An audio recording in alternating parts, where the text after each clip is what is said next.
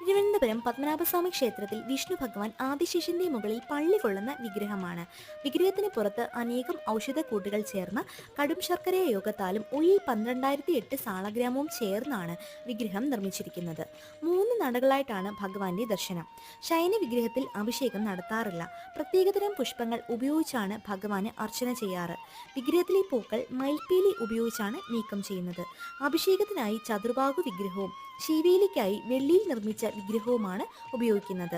ബ്രഹ്മ, വിഷ്ണു, മഹേശ്വരന്മാരും ശ്രീകോവിലിൽ ദർശിക്കാൻ സാധിക്കുന്നു.